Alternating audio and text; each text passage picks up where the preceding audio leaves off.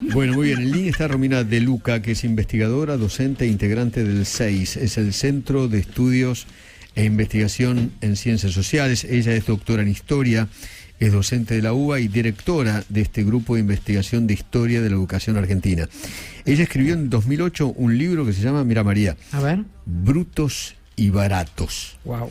Descentralización y privatización de la educación argentina. Romina, buen día. ¿Qué tal? ¿Cómo le va?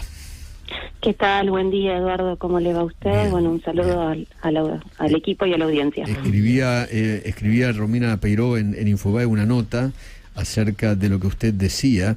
Usted dijo en esa nota que la inclusión educativa kirchnerista convirtió a la escuela en una caja vacía. ¿Es así?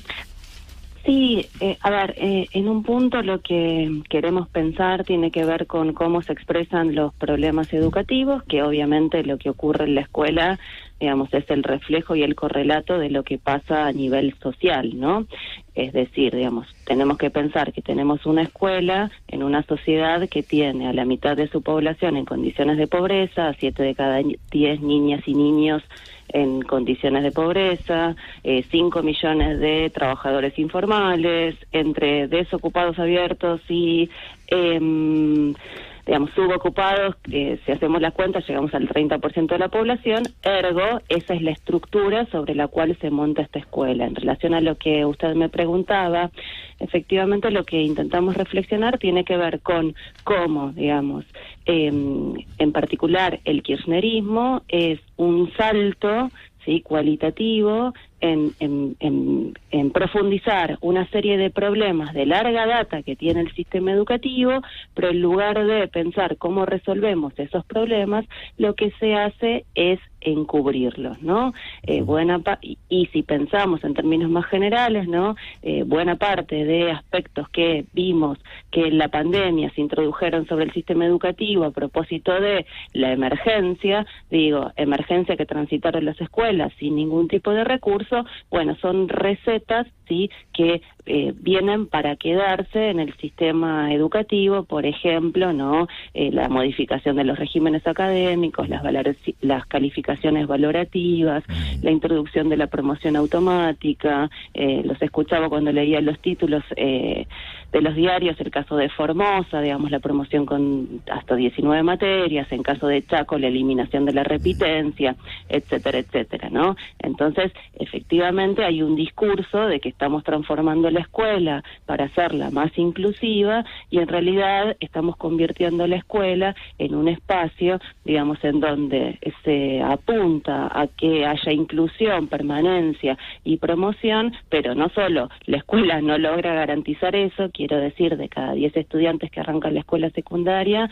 si uno mira qué pasó 5 o 6 años después, solo 6 llegaron al último año de la escuela secundaria, de esos 6 el 75% egresa, y cuando miramos qué capacidades de comprensión lectora y o matemática tienen nuestras estudiantes y nuestros estudiantes, bueno, vemos que, digamos, más de un tercio no tiene comprensiones lectoras elementales, un 70% tiene rendimiento básico debajo del básico en matemática, y estamos hablando de esos 6 que llegaron al último año de la escuela, que en los papeles es obligatoria, ¿no? Qué bárbaro, qué bárbaro.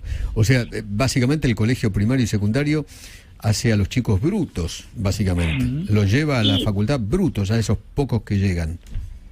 Exactamente, sí, digamos, lo que estamos intentando pensar tiene que ver con eso. Entonces, claro, digamos, lo que uno observa, sí, es, bueno, esa permanencia en la escuela, digamos, un proceso de extensión de la obligatoriedad escolar, si en términos de lo que se redacta y se propone en las leyes, en realidad es un proceso que ha sido vaciado de contenidos, claro, ¿no? Claro. Esto en la década de los 90 tenía la forma, por ejemplo, con la ley federal de, digamos, los contenidos básicos comunes y las áreas, ¿sí?, curriculares, y eso se reintroduce, ¿sí?, con la pandemia, la evaluación, y se está proponiendo ahora extenderlo, digamos, la modificación de los regímenes académicos, ¿no?, volver a una estructura de contenidos ariales. Bueno, el propio presidente en plena pandemia dijo, los chicos un año que pierdan las clases, no pasa nada, eso lo van a recuperar en algún momento. Mentira.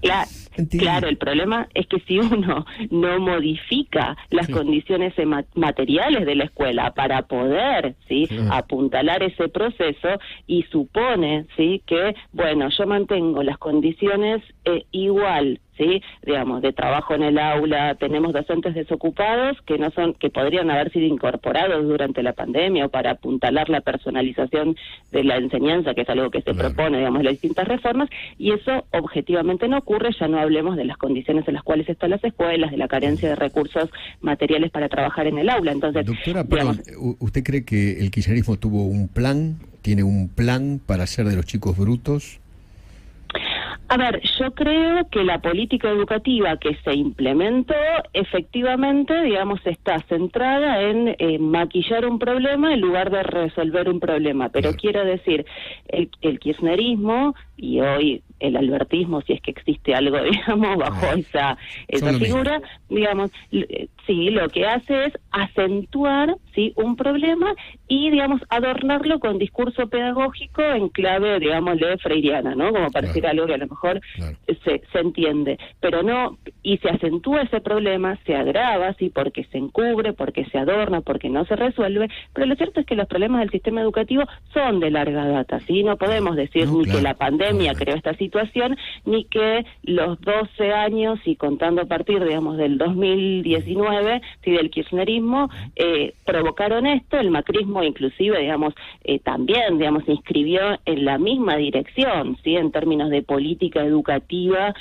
que el kirchnerismo. Entonces, acá lo que vemos es que hay una política educativa de larga data, en donde efectivamente lo que se hace es adaptar la escuela a ese aspecto de la sociedad que yo mencionaba antes, cierto es, digamos, que uno puede ejecutar mejores políticas educativas o peores políticas educativas, ¿no?